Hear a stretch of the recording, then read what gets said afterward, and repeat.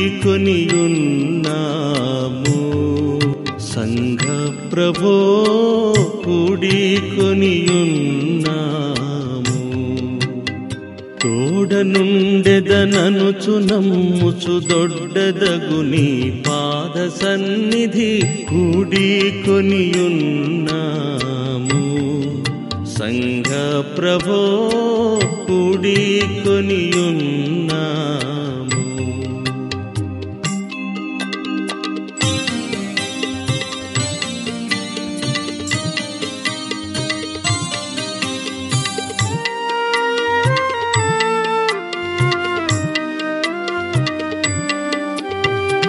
ఎచట నా ప్రియ భక్తులెలమి గుడియున్న నచటికి నే తెంతు నని పల్కితి.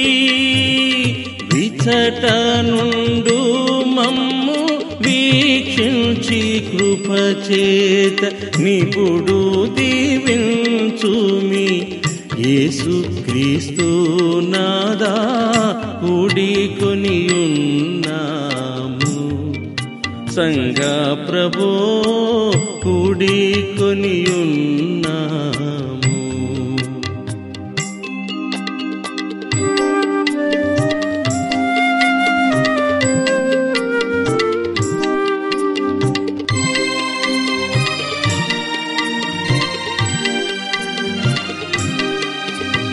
గతకాలమందున గాని చేతలచే దుర్గతి నొందియుండగా గనుగొంటివి. శత సంఖ్య గల పాపచయమివు క్షమించి యతి శాంతి నిడితివి. ఆత్మస్వరూపా కూడికొనియున్నాము. సంఘ ప్రభో కూడికొనియున్నాము.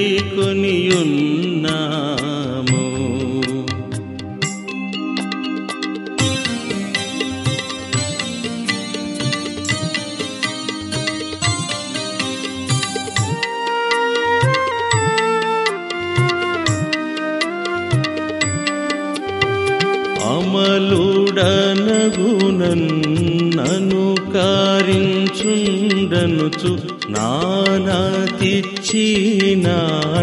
వాత్మాజులకు. నమల మార్గమునందు నరుగంగ మాకివు విమలాత్మ దయసేయు. వేగంబు మా తండ్రి కూడికొనియున్నాము. సంఘ ప్రభో కూడికొనియున్నాము. తోడనుండెదననుచు నమ్ముచు దొడ్డదగుని పాద సన్నిధి కూడికొనియున్నాము. సంఘ ప్రభో కూడికొనియున్నాము.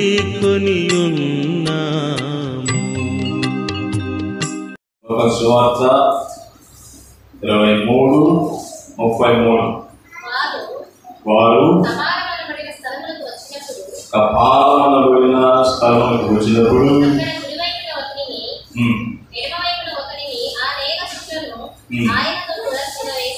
చాలు చాలు. హల్లెలూయా. క్రీస్తునందు ప్రియమైన దేవుని పిల్లలారా, ఈరోజు మనం ప్రత్యేకమైన వాక్య సందేశాన్ని మనం ధ్యానం చేసుకుంటున్నాం. ఇక్కడ మనం చూసినట్లయితే వారు కపాలనబడిన స్థలంకు వచ్చినప్పుడు అక్కడ కుడివైపున ఒకరిని ఎడమ వైపున ఒకరిని ఆ నేరస్తులను ఆయనతో కూడా శిలువ వేసిరి. ఈ యొక్క కపాలనబడిన ఈ స్థలానికి పేరు ఏమిటి అంటే కల్వరి. చెప్పనేటి కల్వరి. కల్వరి కొండనే గొల్గొతా కొండగా అన్నారు. ఇక్కడ ఈరోజు మనము ఏం చెప్పుకోబోతున్నామంటే ఇక్కడ యేసుతో పాటు ఇద్దరు మనుషులను కూడా సెలవేసినట్టు మనం చూస్తాం. ఒక పేరు డిస్మాస్, ఇంకొక పేరు మిఖాయిలు.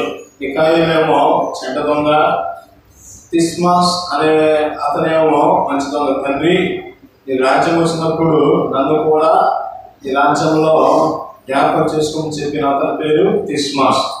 యేసు, నువ్వు నిజంగా దేవుడు కుమారుడు అయితే నిన్ను నీవు రక్షించుకొని అమ్మను కూడా రక్షించుకొని హేళన చేసిన పేరు మిఖాయేలు. ఈరోజు మనము ఈ 3 సేవల గురించి ధ్యానం చేసుకుంటున్నాం. హల్లెలూయా. ఈ మిఖాయేలు అనబడిన వ్యక్తిని చూస్తే అతనిలో ఏమున్నది? గర్వపు స్వభావం ఉన్నది, ఇతరులని హేళన చేసే స్వభావము ఉన్నది. ఈ లోకంలో మనం ఏం చేస్తున్నాము? ఎక్కువగా జనాన్ని హేళన చేయడానికి మనం తొందరపడుతూ ఉంటాం. జనాలని ఎక్కువగా కించబడటానికి ఎక్కువగా మనం చూస్తాం. ఈ ఇద్దరు గురించి మనము ఈ పాఠం అర్థం కావాలంటే మనకు కొంచెం చరిత్ర కావాలి. యేసు ప్రభు వారు యెరూషలేముకు వచ్చినప్పుడు ఈ బందిపోటు దొంగలు ఎవరి సైనికులు అంటే బరబ్బా శిష్యులు. ఎవరి శిష్యులు? బరబ్బా శిష్యులు. ఈ యొక్క యాంటోనియా కోటకి యేసు ప్రభు వారు ఈ ప్రాంతానికి వచ్చినప్పుడు, యెరూషలేముకి వచ్చినప్పుడు ఈ ఫోర్ట్ యాంటోనియా కోటలో ఎవరున్నారు? పిలాతు ఉన్నారు. ఈ పిలాతు కూడా ఈ పండక్కి వస్తాడేమనేసి వీళ్ళు కాపు కాసి ఉన్నవారు చంపడానికి. ఈ బరబ్బా సైనికులందరూ జెరూతీయులు. ఎవరు? జెరూతీయులు. జెరూతీయులు అనగా ఉగ్రవాదులతో సమానం. అంటే ఈ యెరూషలేము దేశాన్ని ఎవరు ముట్టడేసేటప్పుడు రోమియోలు యొక్క అండల్లో ఇది ఉన్నది. ఈ అండల నుంచి విడిపించడానికి యూదుల విమోచన కొరకు వీళ్ళు ఏం చేస్తున్నారు? పోరాటం చేస్తున్నారు. బ్రిటిష్ వాళ్ళని తరిమిటానికి మన తెలుగు ఇండియాలో అందరూ స్వాతంత్ర సమరయోధులు 200 సంవత్సరాల్లో మనల్ని బానిసలుగా చేసుకున్నప్పుడు ఎన్నో స్వతంత్ర పోరాట యోధులు పోరాటం చేసినట్టు ఈ యెరూషలేము కూడా శాంతి సమాధానం కావాలని రోమియోలను తరివేయాలని మీరేం చేస్తున్నారు? అక్కడ పోరాటం చేస్తున్నారు. వీరిని జెరూతీయులు అంటారు. చెప్పండి, ఏమంటారు? జెరూతీయులు అంటారు. జెరూతీయులు అనగా మనకు అర్థం కావాలంటే ఉగ్రవాదులతో సమానం. ఈ ఉగ్రవాదుల ముఠాలలో 2 బందిపోటు దొంగలు ఉన్నారు. ఎవరు? డిస్మాస్, చెప్పండి, మిఖాయేలు. మీరు ఇది గుర్తుపెట్టిన అవసరం అయితే మీరు బైబిల్లో రాసుకోండి.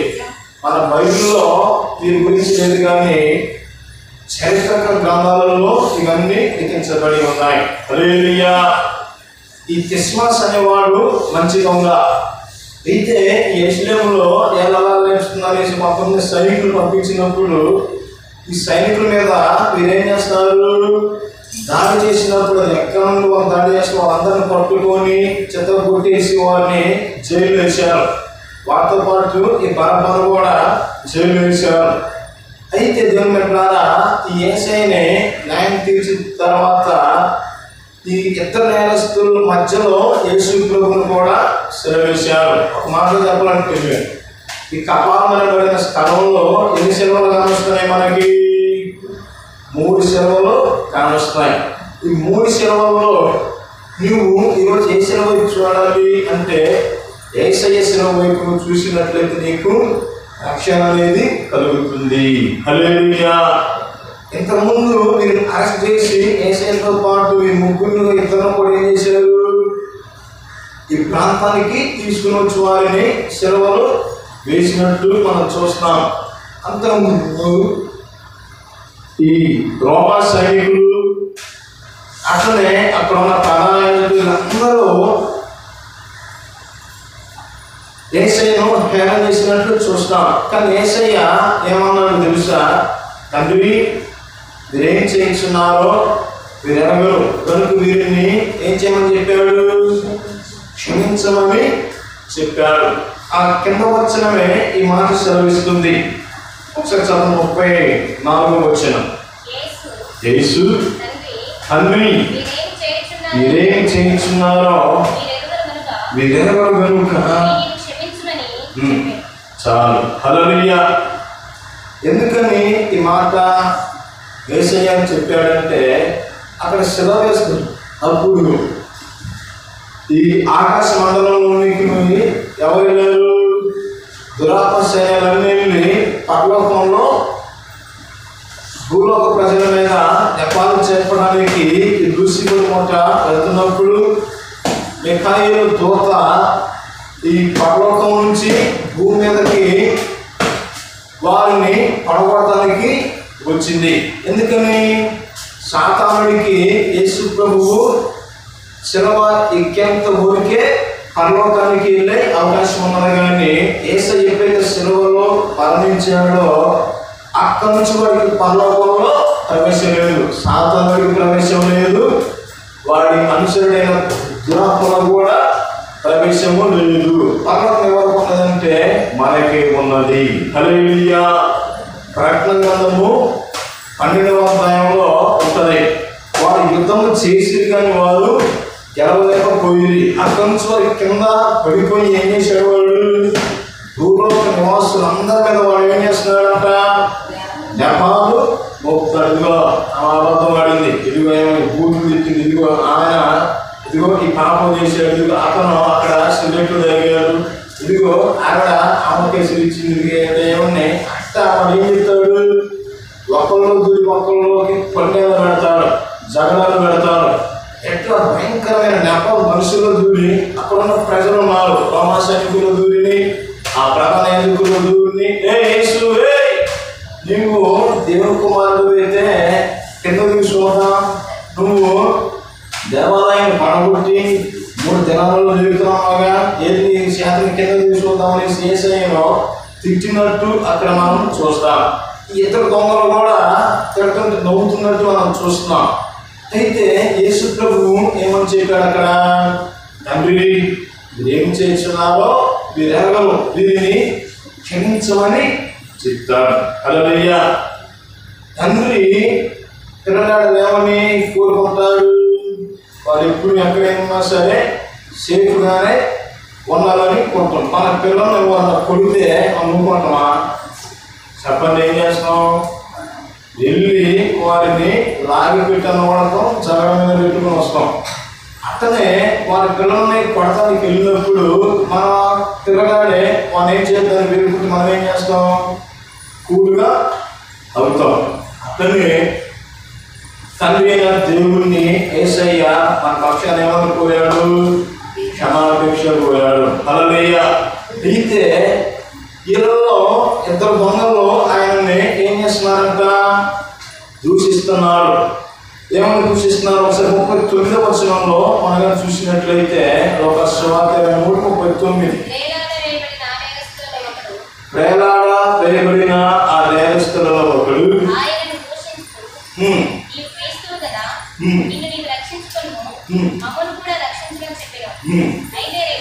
చాలు చాలు. ఎక్కడ వాడు ఏం చెప్పింది, మన బైబిల్లో ఆ యొక్క లాంగ్వేజెస్ మొత్తం రాయలేదు, కానీ మనకి ఎంత అవసరమో అంత ఊరికే ఇక్కడ ఉన్నది. వచ్చినగా తీసుకుని వాడు ఏం చేశాడట, దూషించాడు. దూషించడం అంటే ఏంటి, చేతగంత అర్థమ్మ చదువురాని చవట, ఎట్లా భయంకరమైన దూషించేవి ఉంటాయి. యేసు ప్రభువుని తిడుతున్నప్పుడు ఒకడేమో తిడుతూనే ఉన్నాడు, ఒకడేమో మారు మనసు కలిగి ఉన్నాడు. ఇక్కడ ఏం చేస్తున్నాడు, వేలాడవేయబడిన ఆ నేరస్తులలో ఒకడు ఆయన దూషించచ్చు, నేను క్రీస్తు కదా. క్రీస్తు అనగా ఏంటి, రక్షకుడు. రక్షకుడు అంటే అభిషేకుడు అని అర్థం. అభిషేకుడు అనగా ఎవరు, దేవుడు. ఈ దేవుడే వాడు రక్షించుకోలేని స్థితిలో అక్కడ ఉన్నాడని వాడు అనుకుంటున్నాడు. కానీ ఆయన ఆ యొక్క భయంకరమైన శిలువలో ఎందుకోసం ఉన్నాడు, మనందరి కోసము ఆయన ఉన్నారు. హల్లెలూయా. నువ్వు క్రీస్తు కదా, నీవే రక్షించుకొని మమ్మల్ని కూడా రక్షించాలని చెప్పమన్నట్టు అక్కడ ఉంటుంది. ఆ తర్వాత మనం చూసినట్లయితే 40లో అయితే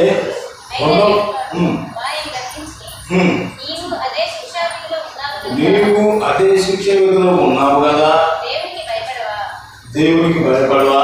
మనకైతే ఇది న్యాయమే, మనం చేసిన వాటికి తగిన ఫలము పొందుతున్నాము. కానీ ఈయన ఈ తప్పిదము చేయలేదని చెప్పి ఆయన చూచి, యేసు నీవు నీ రాజ్యంలోనికి వచ్చినప్పుడు నన్ను జ్ఞాపకం చేసుకుని చెప్పాడు. హల్లెలూయా. మొదటి వాళ్ళలో ఏం కావస్తుంది? వ్యతిరేకత కావస్తుంది. మొదటి వాడిలో ఏం కావస్తుంది? ఇతరులను దూషించే స్వభావము కనపడుతుంది. మొదటి వాడిలో ఏం కావస్తుంది? ఇతరులను తుడిపించే స్వభావము కనపడుతుంది.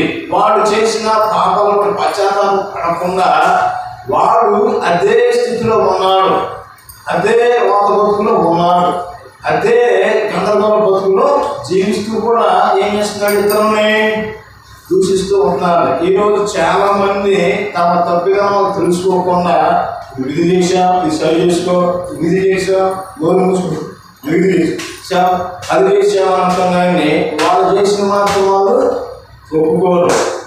మనకెళ్ళి ఒకే గంట చూపిస్తే మనకెళ్ళి ఎన్ని చూపిస్తాయి? 4 3 ఒకసారి చెప్పండి. 4 మనకెళ్ళి చూపిస్తున్నాయా? ఒక బొట్టనీళ్ళు పైకి పోతుంది. వేసిన అర్థమే జయం. మనము ఒకే చూపిస్తే మనకి 4 చూపిస్తే అంటారు. కానీ బొట్టనీళ్ళు ఇటు చూపిస్తుంది, 3 మనకెళ్ళు చూపిస్తాయి. నువ్వు ఒకటి చూసుకోమంటే నువ్వు 3 సరి చేసుకోవాలనేసి దానికి అర్థం. వేసిన అర్థమే జయం.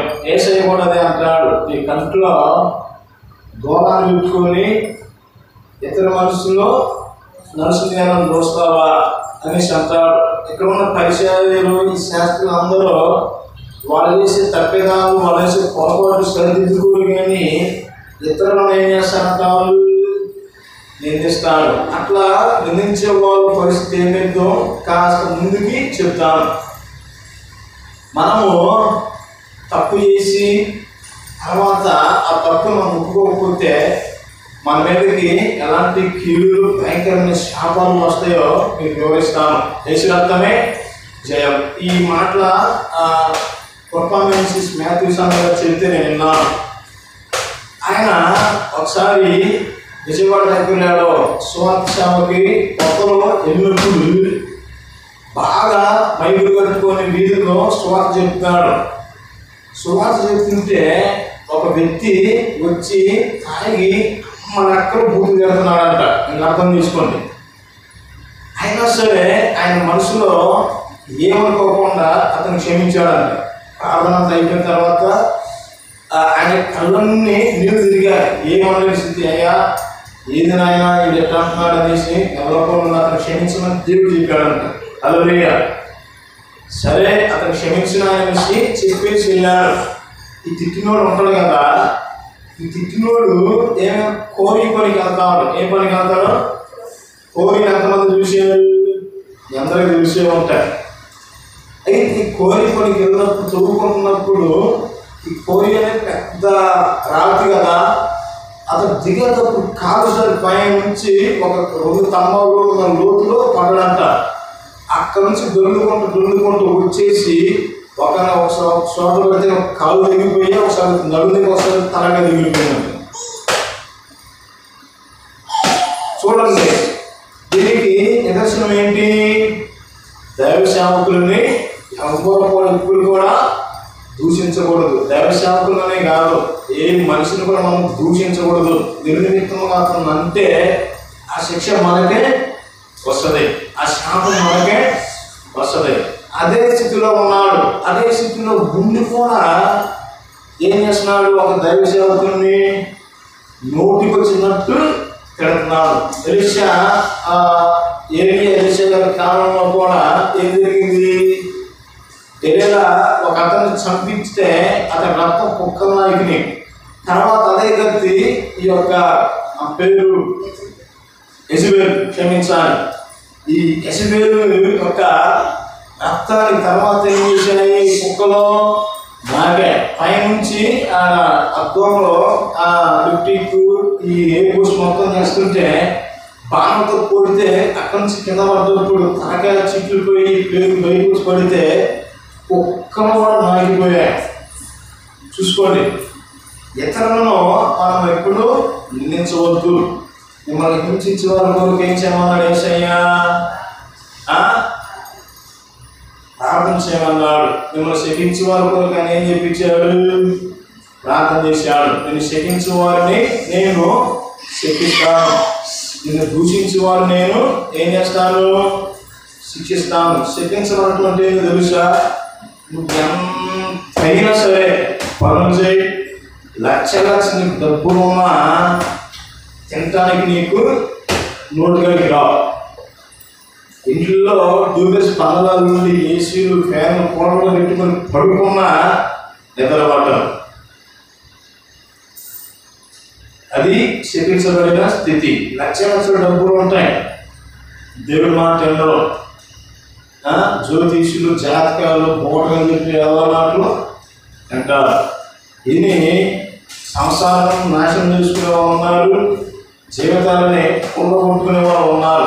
నాకు ఫ్రెండ్ ఉన్నాడు, ఆయన పేరు చెప్పాలి కానీ నాతో కూడా చదువుకున్నాడు. అతడు మంచి స్పిరిచువల్, బాగా ప్రార్థన, రోజుకి 7-8 గంటలు ప్రార్థన చేస్తాడు. అందరూ అర్ధరాత్రి నిద్రపోతే ఆయన ప్రార్థన చేసేవాడు.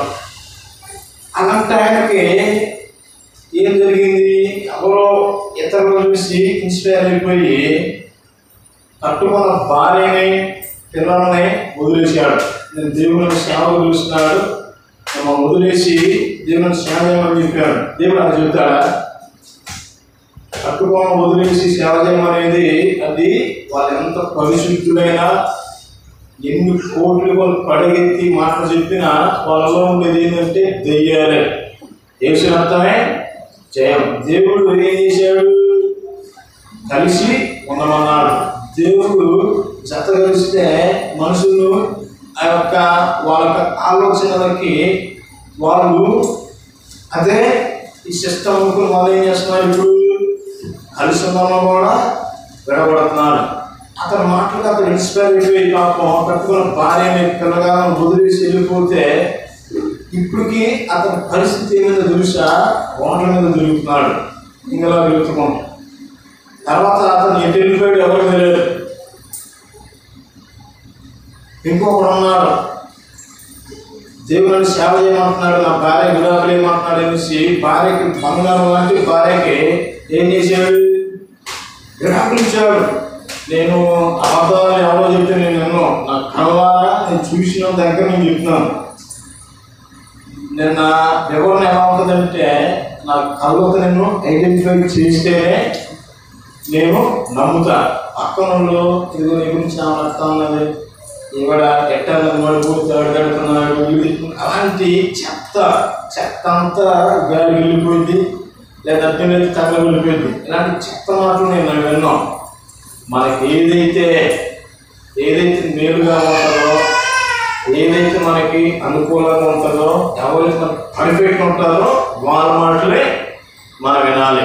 యేసు అర్థమే జయం. నాకు తెలుసు దేవుడు పిజి స్టీఫెన్ గారిని, రాజమౌళి గారిని, సతీష్ కుమార్ గారిని అలాంటి మనం చూసేవాడు ఏం చేశాడు? ప్రార్థన చేసుకుంటే నాకు దేవుని భార్య వదిలేమని విడాకులేమని చెప్పిండు.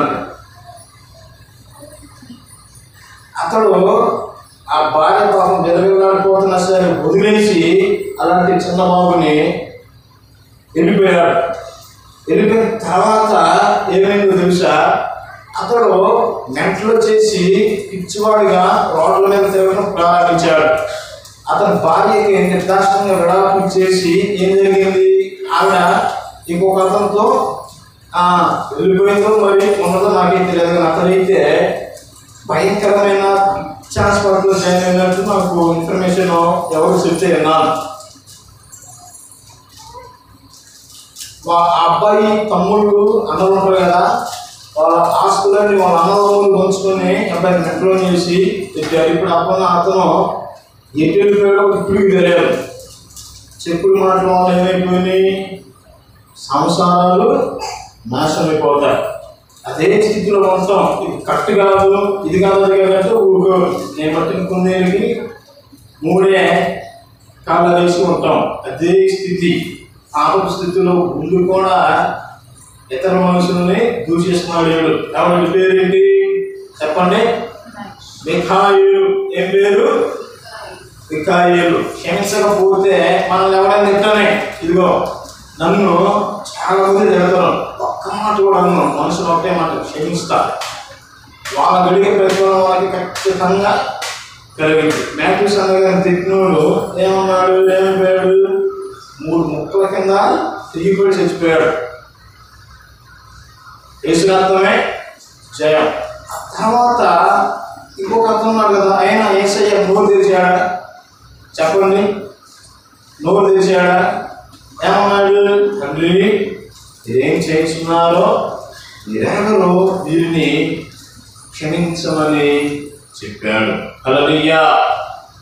మౌనం, మనం ఎంత మౌనంగా ఉంటామో అన్ని ఆశీర్వాదాలు మనకు వస్తాయి. మౌనం అంటే ఏంటి? నువ్వు మాట్లాడాల్సిన సమయంలో నువ్వు మాట్లాడాలి. మౌనం సమయంలో మౌనంగా ఉండాలి. కేవ వేసాము ఏమంటారు? పిక్చర్లు అంటారు. అర్థమవుతుందా? అయితే ఇక్కడ ఏం జరిగిందంట? యేసయ్యను ఇంతకు ముందు ఈ ఇద్దరు దొంగలు కూడా దూషిస్తూనే ఉన్నారు. కానీ ఇక్కడ మనగా చూసినట్లయితే దేవుని బిడ్డలారా, యేసయ్యను ఇతడు ఏం చేశాడు? యేసు, నీవు ఆ వేలాడబడిన ఆ యేసు ఒకడు ఆయన దూషించచ్చు, నీవు క్రీస్తు కదా, నిన్ను నీవు రక్షించుకోము, మమ్మల్ని కూడా రక్షించమని చెప్పాను. అయితే రెండవవాడు క్రిస్మస్ వారిని గద్దించి నీవు అదే శిక్షా విధిలో ఉన్నావు కనుక దేవునికి భయపడవా? ఏమండి విన్నాను ఒకసారి ఏమన్నాడని అతను? దేవునికి భయపడవా? యేసైనప్పుడే అతను ఏం చేశాడు? దేవుడిగా గుర్తించాడు. హల్లెలూయా. యేసైన అక్కడే అతను ఏం చేశాడు? దేవుడిగా గుర్తించాడు. వాళ్ళ కళ్ళ ముందు చేసిన అద్భుతాలను, వాళ్ళ కళ్ళ ముందు చేసిన ఆశ్చర్య కార్యాలను, ఆ యొక్క మహిమోన్నతమైన మహా భయంకరమైన అద్భుతాలను యేసయ్య చేసినప్పుడు అక్కడున్న ప్రజలు లక్షలాది మంది, వేలాది మంది విశ్వసించారు. కానీ ఎవరు విశ్వసించలేదు? ఎవరు అంగీకరించలేదు? పరిసయ్యులు అంగీకరించలేదు, శాస్త్రులు అంగీకరించలేదు. అక్కడ ఉన్నది ఎవరు? స్వయం మళ్ళీ దేవుని గురించే ప్రకటించే వాళ్ళే దేవుణ్ణి గుర్తించలేదు. పేదలు దేవుణ్ణి అంగీకరించారు. హల్లెలూయా. గుడ్డివారు యేసయ్యను అంగీకరించారు, కుంటివారు యేసయ్యను అంగీకరించారు, రోగస్తులు యేసయ్యను అంగీకరించారు. హల్లెలూయా. కానీ కళ్ళున్న వాళ్ళు ఎవరిని యేసయ్యను అంగీకరించలేదు. ఒక అతను ఉంటాడు, గుడ్డివాడైన బర్తోమాయి. బర్తోమాయి అనే వాడు ఈ యేసు వీధుల్లో అడుక్కుంటూ తిరుగుతూ ఉంటాడు. యేసయ్య ఆ ప్రాంతానికి వచ్చినప్పుడు ఆ యేసయ్య ఎదురికి వెళ్ళి సాష్టాంగపడతాడు. ఎవరిని అంటే, అయ్యా నేను గుడ్డు తెచ్చగాడని, నేను గుర్తెరిగాను, నన్ను స్వస్థపరుచుకొని నమ్ముతున్నానని అన్నప్పుడు అదేంటి ఇక్కడ కళ్ళున్న వాళ్ళు కూడా నన్ను ఎవరు చూసి అంగీకరించలేదు. కళ్ళు లేని వాడివి మీరు ఎట్లా నన్ను గ్రహించగలిగా? భర్తమాయ అనగానే, ప్రభు నాకు కళ్ళు లేవు, కానీ నువ్వు నడిచినప్పుడు నడిచే ఆ యొక్క శ్వాస, నువ్వు పీల్చే శ్వాస నాకు తగిలింది, నువ్వు వస్తున్నప్పుడు ఆ స్పర్శ నాకు దూరంగా తగిలింది ప్రభు అంటే, నువ్వేం చూడకుంటుంటే నేను నిన్ను చూడాలనుకుంటున్నాను. హల్లెలూయా. ఈరోజు ఎంతమంది దేవుని చూడాలనుకుంటున్నారు? దేవుని ఎంతమంది చూడాలనుకుంటున్నారు? మీరు దేవుని చూడాలంటే మీ హృదయం ఏం చేసుకోవాలి? శుద్ధి చేసుకోవాలి. హృదయ శుద్ధి గల వారు ధన్యులు, వారు ఎవరు చూస్తారు? దేవుణ్ణి చూస్తారు. ఎప్పుడైతే ఆయన ఆ గుడ్డు మీద చేతులు పెట్టగానే అతని కళ్ళు వచ్చాయి. హల్లెలూయా. పేదలు ఆయన అంగీకరించినారు. అందుకనే పాపులను రక్షించడానికి మనిషి కుమారుడు పరలోకం నుంచి భూలోకానికి దిగి వచ్చాడు. హల్లెలూయా అన్న పాట పాడాను. అందులో చరణం ఉంటుంది, పరలోకం నుండి దేవునికి నీవు దిగి వచ్చి ఉన్నావు అని. హల్లెలూయా. ప్రియమైన దేవుని బిడ్డలారా, దేవునికి భయపడమంటే ఎక్కడో దేవునికి ఏం చేశాడు? భయపడ్డాడు. మొదటిగా దేవుడు అంటే మనకి భయం ఉండాలి. ఏముండాలి? భయం అనేది ఉండాలి. చాలా మందికి దేవుడు మా నాన్న, మా పెదనాన్న అన్నట్టు ఇష్టం వచ్చినట్టు ఉంటారనేసి ఉంటారు. దేవునికి టైంకంటే టైంకే ట్రాఫిక్ రావాలి, కరెంటు పోయింది, వాన పడింది, పనులు కాలేదని అన్ని పక్కన వేసి వచ్చారు. మా ఇంట్లో మేము 7:30 కల్లా అన్ని పనులు ముగించుకొని దేవుని మేము అందరం కూర్చుంటాం. చాలా మంది స్టార్ట్ అయినా సరే పనుల్లోనే ఉంటారు. ఏసురక్తమే జయం. నేను ఒకటే చెప్తా, ఈ చర్చ స్టార్టింగ్లో చెప్పాను, ఇప్పుడు చెప్తున్నా.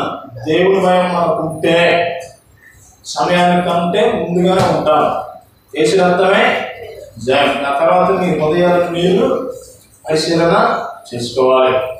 ఎందుకంటే హృదయ పరిశీలన చేసుకుని చెప్పే మనుషులు పైరూపాన్ని చూస్తాడు, దేవుడు అంతరంగాన్ని చూస్తాడు. మనుషులు ఏ శారీ కట్టుకుంది, ఏం సొంత వేసుకుంది, పెయింట్ వేసుకుంది, పట్టు చీరదా, ఎలాంటివి కదా అందరూ చూసుకునేది. కానీ దేవుడు ఏం చేస్తాడో తెలుసా? హృదయాలను ఆయన పరిశోధిస్తాడు. అందుకనే దేవుడు అతను ఏమంటున్నాడు అంటే, రెండవవాడు వాళ్ళని గద్దించి నువ్వు అదే శిక్షా విధిలో ఉన్నావు కనుక దేవునికి భయపడవా, మనకైతే ఇది న్యాయమే, మనం చేసిన వాటికి తగిన ఫలము పొందుతున్నాము. కానీ ఈయన ఏ తప్పిదమును చేయలేదని చెప్పి 42 ఆయన చూచి, యేసు నీవు నీ రాజ్యంలోకి వచ్చినప్పుడు నన్ను జ్ఞాపకం చేసుకోమనేను. హల్లెలూయా, హల్లెలూయా. ఇక్కడ ఏం చెప్పింది అతను?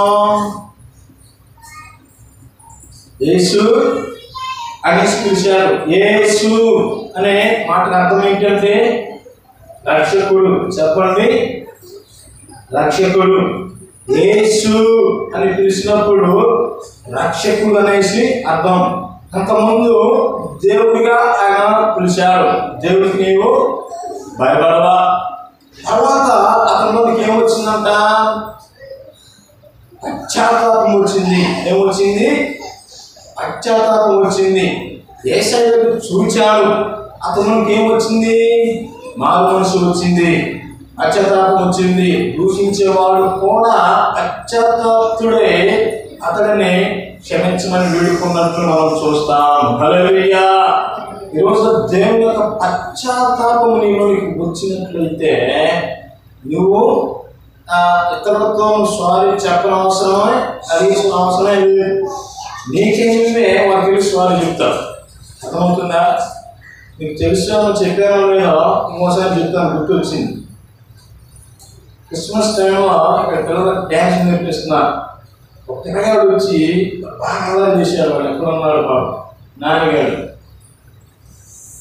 అన్ని అసలు జస్ట్ అక్కడ కొట్టే పుట్టినందుకు మన బాధపడ్డాడు. తర్వాత నేను దేశీయ పాస్వర్డ్ చర్చి కాడికి వెళ్ళాను.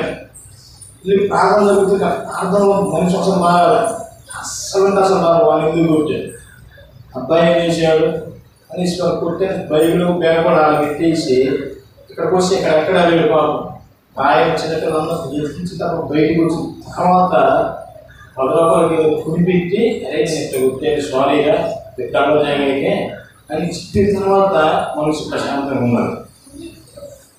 హల్లెలూయా. అంటే నా గొప్ప కోసం నేను చెప్పట్లే, నా లైఫ్లో జరిగింది ఏమిటి చెప్తున్నాను. అక్కడ చెప్పినప్పుడు మనం ఏమొస్తుంది? మనశ్శాంతి వస్తుంది. లోపల నీకు డబ్బులుండి నువ్వు పడుకోలేవు, ఇల్లుండి నువ్వు పడుకోలేవు. మనుషులు ఏముండాలి? డబ్బు ఉండాలా? ఏముండాలి? మనశ్శాంతి ఉండాలి. మనశ్శాంతి లేకనే చాలా మంది ఊరేసుకొని వస్తారు, మందు కలిసి వస్తారు, ఇంట్లో సెటిల్ అవ్వలేకపోతే ఏం చేస్తారండి? చిన్నప్పుడు చాలా మంది చెప్తే విన్నాను, వంటలో అంతగా కూర్చుని మందు డబ్బా అంటారా, కాయలు కదా బాగుంటుందని పిలిచిందంట. ఫ్యాన్కి వెళ్ళి చూస్తే ఉరేసుకుందా అని పిలిచిందంట. అది అట్టుకోలేక ఉరేసుకున్నారని చాలా మంది చిన్నప్పుడు చెప్తున్నాను. చేసిన అర్థమే జయం. ఈ మనశ్శాంతి లేకుండా చేసేది ఎవరు? దుష్ట శక్తులు. ఏంటి? దుష్ట శక్తులు. ఈ దుష్ట శక్తులు ఎక్కడ ఉంటాయి? మన చుట్టుపక్కల మన వీధుల్లోనే ఉంటాయి. నువ్వు పవిత్రంగా జీవిస్తున్న టైంలో ఏదో ఒక రూపంలో నువ్వు తప్పు చేస్తావు. ఈ తప్పు చేసినప్పుడు ఫస్ట్ నీ తప్పు దేంతో చేస్తావు? నువ్వు కళ్ళతో చేస్తావు. ఏం చేస్తావు? అమ్మమ్మకి ఏం చెప్పాడు? వాడు జాగ్రత్త అబ్బాయి, మీరు ఏదైనా తిన్నా కానీ తింటే ఇష్టంగా అసలు బీకేర్ఫుల్ అని చెప్పేసి చెప్పాడు. ఆదామా, అమ్మాయి జాగ్రత్త, అది తింటే నువ్వు ఇష్టంగా కష్టం అని ఇష్టం, ఇక్కడ ఏదైనా కానీ అది మాత్రం నీకు అయిపోతున్నాను. కానీ ఆదామేమో తోటని సేవ చేస్తున్నాడు. అక్కడ గార్డెన్ని క్లీన్ చేస్తున్నప్పుడు ఏం జరిగింది? అమ్మ ఒక్కతే ఒంటరిగా ఉన్నట్టు మనం చూస్తాం. అమ్మమ్మ ఆ ఫలాన్ని తినేటట్టు అపవాదైన వాడు సాతానులో దూరి ఏం చేశాడు? ప్రేరేపించాడు. అమ్మమ్మకి ప్రేరేపణ వచ్చింది కానీ డైరెక్ట్గా తినాలని పేర మొదటగా వృక్షాన్ని చూసింది, చూపులకు రమ్యంగా ఉన్నది. ఈరోజు మనం ఏదైనా సరే మన కళ్ళు కొట్టినట్టు కావాల్సిందే. నాకు దక్కనది ఎవరికి దక్కకూడదనేసి డైలాగ్ ఉంటుంది. ఈ ఖచ్చితంగా తినాల్సిందే. చేసిన అర్థమే అమ్మమ్మ చూసింది. సరే చూద్దాం చూస్తే దేవుడు తినద్దని చెప్పింది కానీ చూడమని చెప్పలేదు, చూసిందంట. దేవుడు తినద్దని చెప్పింది కానీ దగ్గరికి వెళ్ళొద్దని చెప్పలేదు కానీ దగ్గరికి వెళ్ళింది. తర్వాత దేవుడు తినద్దని చెప్పింది కానీ దీన్ని వాసన చూడొద్దా అనేసి చెప్పలేదు కదా అనేసి వాసన చూసింది. దేవుడు తినద్దని చెప్పిన మరి కానీ పాపం చెప్పలేదు కానీ దాన్ని కురికి నవ్వగానే బాగా మీరు జామకాయగా యాపిల్ కానీ తింటే ఎంత హాయిగా ఉంటుందో అంత మధురంగా పొట్టలో ఉన్నది. వేసిన అర్థమే జయం. దేవుడు తినొద్దన్నాను కానీ మిగమని చెప్పలేదు అనేసి మింగేసింది. సరే తినేసి మొత్తం నేను ఆవిడ తింటాను కాకుండా ఆదాంతో కూడా తినిపించి పాపం చేసి పెట్టింది. దేవుడు రాగానే ఇద్దరు హేళు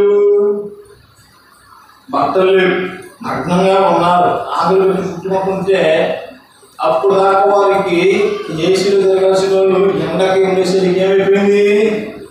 ఎత్తరాకులాగా వెళ్ళిపోయింది. ఎత్తరాకులలోనే సిగ్గు ఒకటి చేసి ఏదైనా నెట్లో అంటే మిగిలిన నెట్లో బ్యాక్ అనుకుంటూ పూసుకుంటూ తిట్టుకుంటూ చెట్టు స్టార్ట్ కొడతాం ప్రారంభించారు. ఆ తర్వాత దేవుడు రాగానే ఎక్కడ ఉన్నారు అనగానే ఈ స్వామి మేము ఎక్కడ ఉంటా చెప్పేది పొందచోటున దక్కున్నారు. ప్రియమైన దేవుని బిడ్డలారా చూడండి, ఎందుకు ఇది తిన్నామంటే ఇది నా తప్పే, నా పొరపాటు ఏంటి, నాకు క్షమించమంటే అయిపోయేది. ఇదిగో ఇవి నాకు ఇచ్చిన ఈ భార్య ఎలా ఉందనేసి భార్య మీదకి నెపం చేశాడు. ఆయన చూశాడు. అమ్మా ఎందుకమ్మా ఎట్లా చేసావంటే అది వాడు తినమన్నాడు. ఎవడు పొంగడు తినమన్నాడు అనేసి అనగానే పొంగడి మీద పెట్టింది. ఎలా ఎందుకంటే చేసావంటే నా ఇష్టం, నేను మినిస్ట్రీ స్టార్ట్ చేశాను, ఈయన నా మొదటి విశ్వాసం అనేసి దేవుడికి చెప్పింది. చేసిన అర్థమే నేను ఎక్కడి నుంచి నేల దూరాలు మంటలు చేస్తున్న ప్రారంభేత్త నువ్వు కాపాడుకో, నేను శ్రమపడతానేసి వాడు ఆంక్ష ప్రారంభించిన తర్వాత దేవుడి కోపం చేసిండు. నేను చావని చెప్పాను, ఎక్కడి నుంచి చస్తాడా అనేసి చెప్పించి బయటకు పెట్టాడు. ఎంత ఘోరమైన పరిస్థితి కారణం ఏమిటి? చేసిన తప్పుని ఒప్పుకోకపోవటమే. కానీ ఇక్కడ ఏం చేశాడు? యేసు నీవు నీ రాజ్యానికి వచ్చినప్పుడు నన్ను కూడా జ్ఞాపకం చేసుకోమని చెప్పినట్టు మనం చూస్తాం. హల్లెలూయా. ఈ యొక్క దేవుని వైపు అనే అంశాన్ని వచ్చే వారం ఇంకా క్లియర్గా మనం తెలుసుకున్నాం. ఎందుకంటే మన సమయం చాలా అయిపోయింది. మనం విసిగించడం నాకు ఇష్టం లేదు. మనం వచ్చే ఆదివారము దీని గురించి పార్ట్ 2 మనము ధ్యానం చేసుకోబోతున్నాం. హల్లెలూయా. మొదటి దొంగ ఏమో ఆయన ఏం చేశాడు? దూషించాడు. రెండవ దొంగలోకి ఏమొచ్చింది? పశ్చాత్తాపం వచ్చింది. యేసయ్యలో ఏమున్నది? ప్రేమ, జాలి, కనికరం. వీటి గురించి మనము నెక్స్ట్ వీక్లో మనం ఇంకా అద్భుతంగా మనం ధ్యానం చేసుకోబోతున్నాం.